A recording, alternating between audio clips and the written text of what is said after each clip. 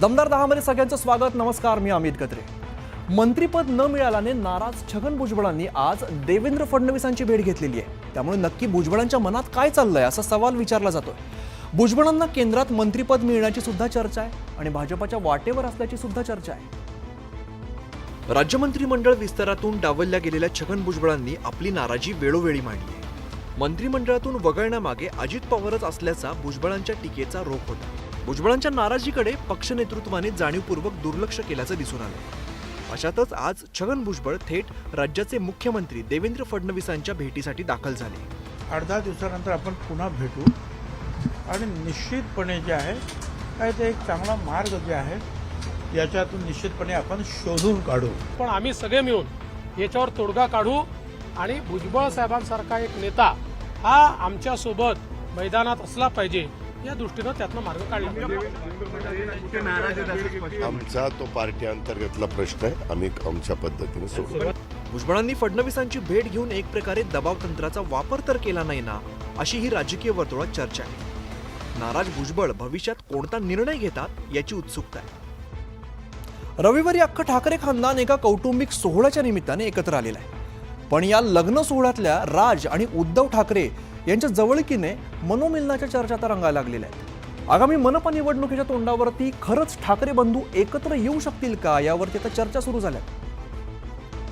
ठाकरे बंधूंच्या या कौटुंबिक आणि प्रेमळ दृश्यांनी पुन्हा एकदा त्यांच्या मनोमिलनाच्या चर्चांनी जोर धरलाय। लग्न होतं राज ठाकरे यांची बहीण जय जयवंती यांचा मुलगा यश देशपांडेंचं। विशेष म्हणजे भातचा यशच्या लग्नाला दोन्ही मामा राज आणि उद्धव ठाकरे एकाच मंडपात आले। यातून पुन्हा एकदा चर्चा रंगली ठाकरे बंधू एकत्र येण्याची। पण कौटुंबिक भेटीमुळे ठाकरेंच्या एकत्र येण्याच्या चर्चा पोकळ असल्याचा दावा शिंदेच्या शिवसेनेने केलाय। ठाकरेंच्या या भेटीवरून ते एकत्र येण्याची शक्यता संजय राऊतांनी फेटाळली आहे। राज ठाकरे साहेबांनी अनेक वेळेला त्यांना टाळी देण्याचा प्रयत्न केला, परंतु उद्धव साहेबांनी तो हात मागे घेण्याचा अनेक वेळेला प्रयत्न त्यांचा झालेला आहे। देवेंद्र फडणवीस, नरेंद्र मोदी, अमित शहा हे त्यांचे आयडॉल आहेत। आमच्या पक्षाचं तसं नाही। मुंबई मनपा निवडणूक जवळ येते आणि त्या पार्श्वभूमीवरती दोन्ही ठाकरेंनी कौटुंबिक कार्यक्रमातून दिलेला एक हेचा संदेश यामुळे दोघा भावांमध्ये टाळीचा प्रयोग रंगणार का याची चर्चा सुरू झाली आहे। परभणीतील सोमनाथ सूर्यवंशी यांची पोलिसांनी हत्या केल्याचा गंभीर आरोप काँग्रेस नेते राहुल गांधींनी केलेला आहे। सोमनाथ दलित होता म्हणून त्याला मारल्याचं ते म्हणाले। या प्रकरणी मुख्यमंत्र्यांनी विधानसभेमध्ये खोटी माहिती दिल्याचा आरोप सुद्धा त्यांनी केलाय। काँग्रेस नेते राहुल गांधी यांनी परभणीत सोमनाथ सूर्यवंशी यांच्या कुटुंबियांची सांत्वनपर भेट घेतली। यावेळी त्यांनी जमिनीवरती बसून त्यांच्याशी संवाद साधला। सोमनाथ यांची पोलिसांनी हत्या केल्याचा मोठा आरोप त्यांनी केलाय। 99% नहीं, ये 100% कस्टोडियल डेथ है। पुलिस ने इनकी हत्या की है। सूर्यवंशी यांच्या हत्येमागे आरएसएसची विचारधारा कारणीभूत असल्याचा सुद्धा आरोप राहुल गांधींनी केलाय। युवा को इसलिए मारा गया है क्योंकि वो दलित है और वो कॉन्स्टिट्यूशन की रक्षा कर रहा था। आरएसएस की विचारधारा कॉन्स्टिट्यूशन को खत्म करने की विचारधारा है। यावेळी बोलताना राहुल गांधी यांनी मुख्यमंत्री फडणवीसांवर सुद्धा निशाणा साधलाय। क्योंकि चीफ मिनिस्टर ने ये स्टेटमेंट दी है, इसलिए चीफ मिनिस्टर जिम्मेदार हैं और जिन्होंने इनको मारा है वो जिम्मेदार हैं। सूर्यवंशी यांच्यानंतर राहुल गांधींनी विजय वाकोडे या आंबेडकरी कार्यकर्त्यांच्या घरी सुद्धा भेट दिली। त्यांचं इथल्या हिंसाचार रोखण्यात मोठं योगदान होतं। काँग्रेस नेते राहुल गांधींनी परभणीकडे सोमनाथ सूर्यवंशी यांच्या कुटुंबियांची भेट घेतली आहे। या भेटीनंतर राहुल गांधी यांनी मुख्यमंत्री देवेंद्र फडणवीस यांच्यावरती आरोप केलेत। सूर्यवंशी यांच्या हत्येप्रकरणी फडणवीस जबाबदार असल्याचं ते म्हणाले। यानंतर भाजपकडून सुद्धा राहुल गांधींवरती पलटवार करण्यात आलेला आहे। राहुल गांधींनी केलेल्या आरोपांवरती मुख्यमंत्री देवेंद्र फडणवीसांनी प्रत्युत्तर दिलंय। राहुल गांधी यांनी विद्वेषाचं राजकारण करावं। महाराष्ट्र सरकार संवेदनशील असून या प्रकरणी न्यायालयीन चौकशीचे आदेश दिल्याचं त्यांनी सांगितलं। राहुल गांधी या ठिकाणी केवळ राजकीय हेतून आले होते। ही केवळ राजकीय भेट होती। पोलिसांच्या मारहाणीतून मृत्यू झाला असेल तर कठोर कारवाई करू असं आश्वासन फडणवीसांनी दिलंय। चौकशीमध्ये कुठल्याही प्रकारे मारहाणीमध्ये किंवा अशा प्रकारच्या गोष्टींमुळे हा मृत्यू झालाय असं बाहेर आलं तर कोणालाही सोडलं जाणार नाही। फडणवीसांवरती टीका करणारे राहुल गांधींवर भाजप नेत्यांनी जोरदार पलटवार केलाय। राहुल गांधी म्हणजे फार बिघडलेली केस आहे। त्यांना कायदे किती करतात मला माहिती नाही. एकूणच बीड आणि परभणीतील घटनांनी राज्यात पुढचे काही दिवस वातावरण असंच गरम राहणार आहे. माझ्या मुलाच्या मारेकरांना फाशी द्या, पोलिसांनीच त्याचा जीव घेतलाय, अशा शब्दामध्ये परभणी हिंसाचारात बळी गेलेल्या सोमनाथ सूर्यवंशी यांच्या आईने राहुल गांधी यांच्या समोर टाहो फोडलेला आहे. माझ्या मुलाला काहीच आजार नव्हता याचा सुद्धा पुनरुच्चार त्यांनी केलाय. राहुल गांधी यांनी परभणीत सोमनाथ सूर्यवंशी यांच्या कुटुंबियांची भेट घेत त्यांचं सांत्वन केलं. यावेळी सोमनाथ यांच्या आईने आम्हाला न्याय द्या अशी मागणी केली. तसंच सोमनाथ सूर्यवंशी यांचा मृत्यू हृदयविकाराच्या झटक्याने झाल्याचा आरोप त्यांनी पुन्हा एकदा फेटाळलाय. माझ्या मुलाला कोणताही आजार नव्हता असं त्यांच्या आईने ठामपणे सांगितलंय.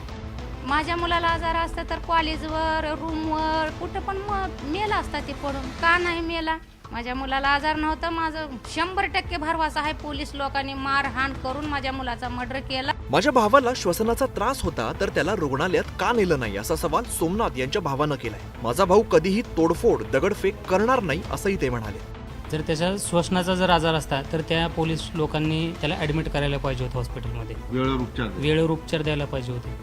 त्याची डेथ होईपर्यंत बसायला नको पाहिजे होतं. सूर्यवंशी यांच्या हत्येप्रकरणी पोलीस ठाण्यात असलेल्या सर्व पोलिसांना फाशी देण्यात यावी अशी मागणी त्यांच्या आईनं केली आहे.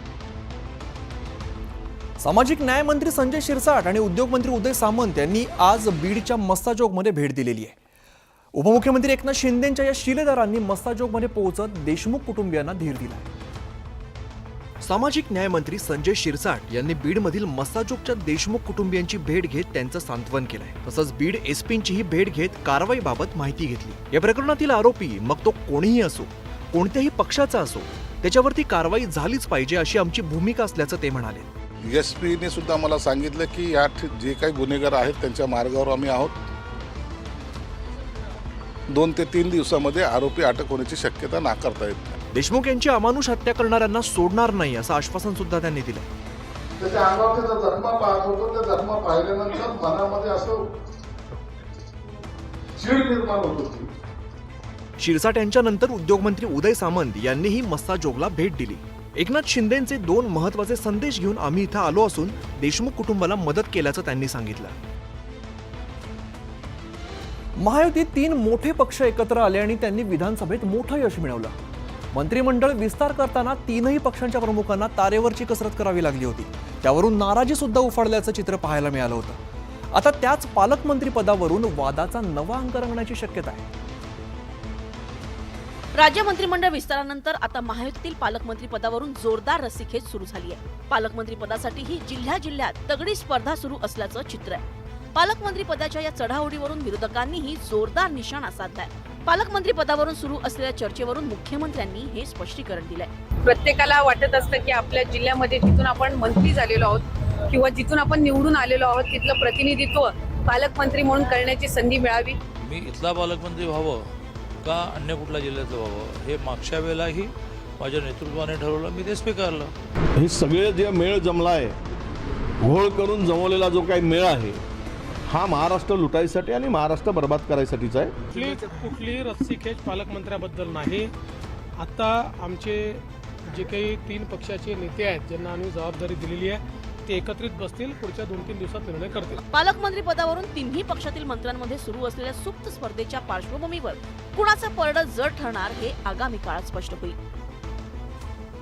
महायुतीत पालकमंत्री पदावरून असलेल्या वादावरून संजय राऊतांनी जोरदार टीका केलेली आहे. स्वतःच्या फायद्यासाठी पालकमंत्री पदावरून वाद सुरू असून मलिदा खाण्यासाठी चढाओढ सुरू असल्याचा टोला त्यांनी लगावलाय. आपापल्या लोकांना मंत्रीपद, मलईदार खाती मिळावीत, आपला आणि पक्षाचा आर्थिक गल्ला भरावा म्हणून हे एकत्र येऊन सरकार स्थापन करतात. म्हणून जागा वाटपापासून ते पालकमंत्री पदापर्यंत त्यांच्यात रस्सीखेच सुरू असल्याचं बघायला मिळतं. असा हल्लाबोल ठाकरे गटाचे खासदार संजय राऊत यांनी सरकारवर केलाय. आपापल्या लोकांना पदं मिळावीत, मलईदार खाती मिळावीत, आपला आर्थिक गल्ला पक्षाचा किंवा स्वतःचा भरावा म्हणून एकत्र येऊन हे सरकार स्थापन करतात. बीडचं पालकमंत्री पद मिळाल्याने सरपंच संतोष देशमुख यांना न्याय मिळणार आहे का असा सवाल राऊतांनी केलाय. तर गडचिरोलीच्या पालकमंत्री पदावरून सुद्धा त्यांनी जोरदार टीका केली आहे. बीडचं पालकमंत्रीपद मुंड्यांना मिळाले एखादं कोणत्याही, तर संतोष देशमुखला न्याय मिळणार आहे का? राज्यात सर्वसामान्यांचे अनेक प्रश्न आहेत. ते पालकमंत्री पद मिळाल्याने सुटणार आहेत का असा सवाल राऊतांनी केलाय. क्रिसमस आला की बच्चे कंपनी सांता क्लॉजच्या वेशामध्ये धमाल मस्ती करत असतात. पण मुलांच्या सॅन्टाक्लॉज बनवण्याला मंत्री नितेश राणेंनी आक्षेप घेतलेला आहे. मुलांना सांता नाही तर संत बनवा असं म्हणत त्यांनी नव्या वादाला तोंड फोडलंय.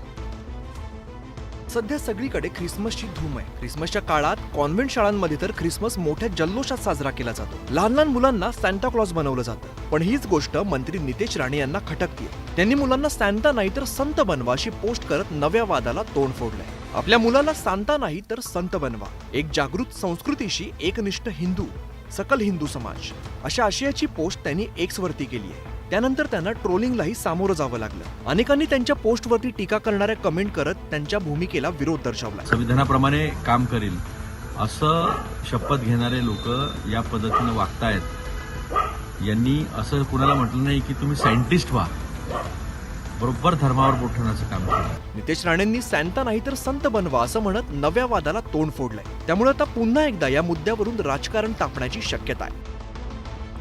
इयत्ता 5वी आणि 8वीच्या परीक्षेत अनुत्तीर्ण होणाऱ्या विद्यार्थ्यांना यापुढे पुढच्या वर्गात ढकलण्यात येणार नाहीये. केंद्र सरकारने सोमवारी नो डिटेन्शन पॉलिसी संपवलेली आहे. त्यामुळे आता 5वी ते 8वीच्या वार्षिक परीक्षेत नापास होणाऱ्या विद्यार्थ्यांना नापासच करण्यात येणार आहे. शिक्षण क्षेत्रात टीकेचा विषय ठरलेला 5वी ते 8वीतील विद्यार्थ्यांना सरसकट पास करून पुढच्या इयत्तेत प्रवेश देण्याचं धोरण केंद्रीय शिक्षण मंत्रालयाने अखेर रद्द केलंय. केंद्रीय शिक्षण मंत्रालयाने नो डिटेन्शन पॉलिसी संपुष्टात आणली आहे. त्यामुळे 5वी ते 8वीच्या वार्षिक परीक्षेत नापास होणाऱ्या विद्यार्थ्यांना नापासच करण्यात येणार आहे. तसंच या विद्यार्थ्यांना 2 महिन्यांच्या आत पुन्हा परीक्षा देता येणार आहे. मात्र पुन्हा नापास झाल्यास विद्यार्थ्यांना पुढच्या इयत्तेत प्रवेश मिळणार नाहीये. तसंच कुठल्याही शाळेत इयत्ता 8वी पर्यंतच्या कुठल्याही विद्यार्थ्याला शाळेतून काढून टाकता येणार नाहीये. मुलांमधील शिकण्याची क्षमता सुधारणे आणि शैक्षणिक कामगिरी उंचावणे हा निर्णय घेण्यामागे महत्त्वाचं उद्दिष्ट असल्याचं सांगितलं जात आहे. माजी प्रोबेशनरी IAS पूजा खेडकर हिला दिल्ली उच्च न्यायालयाने झटका दिलेला आहे. पूजा खेडकर हिचा अटकपूर्व जामीन अर्ज फेटाळलेला आहे. तिच्या अटकेला स्थगिती देण्याचे आदेश दिल्ली उच्च न्यायालयाने रद्द केलेले आहेत. त्यामुळे तिला कोणत्याही क्षणी अटक होऊ शकते. पूजा खेडकर यांचा अटकपूर्व जामीन अर्ज दिल्ली हायकोर्टाने फेटाळला. पूजावर UPSC परीक्षेत फसवणूक केल्याचा आणि OBC तसंच अपंगत्व कोट्याचा गैरफायदा घेतल्याचा आरोप आहे. जामीन फेटाळल्याने आता कोणत्याही क्षणी पूजा खेडकरला अटक होण्याची शक्यता आहे.